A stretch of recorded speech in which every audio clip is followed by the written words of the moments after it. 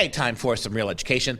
We've been covering briefly a modest proposal, a modest proposal. And a modest proposal is, for those of us who weren't with us yesterday, the real title, the full title is A Modest Proposal for Preventing the Children of Poor People from Being a Burden to Their Parents or Country and for Making Them Beneficial to the Public. Of course, as you and I know, our essay is going to go on to answer, we got all these Irish people, Irish babies, right, under the thumb of British authoritarianism, and they can't survive, and they're undernourished, and what if we did something useful with those babies as we fattened them up and sold them the same way we serve turkeys or goose or pigs, right? Turn them into food for people to eat.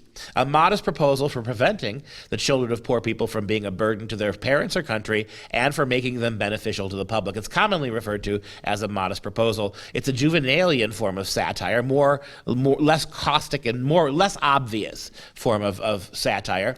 It's a juvenalian satirical essay written and published anonymously by Jonathan Swift in 1729. The essay suggests that the impoverished Irish might ease their economic troubles by selling their children as food for rich gentlemen and ladies. The satirical hyperbole mocked heartless attitudes towards the poor, predominantly Irish Catholic as well as British policy toward the Irish in general.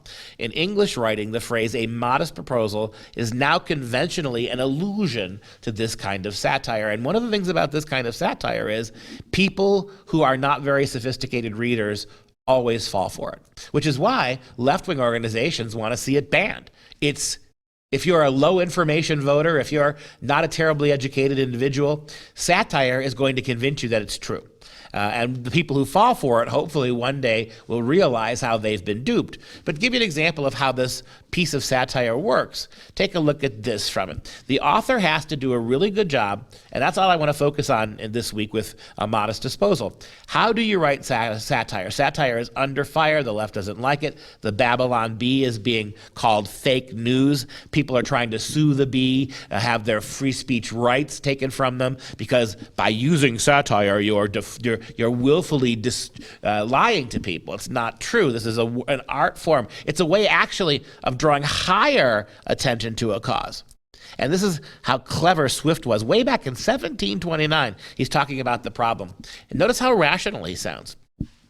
There only remain 120,000 children of poor parents annually born when you factor out other causes. It's about 120,000 children of poor parents that are the problem in Ireland. The question, therefore, is how this number shall be reared and provided for, which, as I have already said, under the present situation of affairs, is utterly impossible by all the methods hitherto proposed. For we can neither employ them in handicraft or agriculture, we can not build enough houses, in the country for them, nor can we cultivate their land.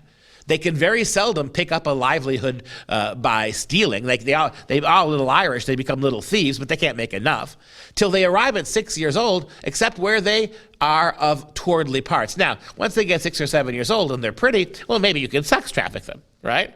Whoever could find out a fair, cheap, and easy method of making these children sound and useful members of the Commonwealth, well, wouldn't that person deserve so well of the public as to have a statue set up for a preserver of the nation? This is a huge problem. No one denies it's a problem. If we don't fix the problem, they're going to end up sex slaves anyway. Notice he's giving you all the reasons why a radical new way of handling Irish babies has to be come up with. And how can you argue with him so far? He's not going to hit you yet with the solution. Maybe we sell them the same way we sell turkeys and goose. But notice how far into the essay he gets by being really, really logical.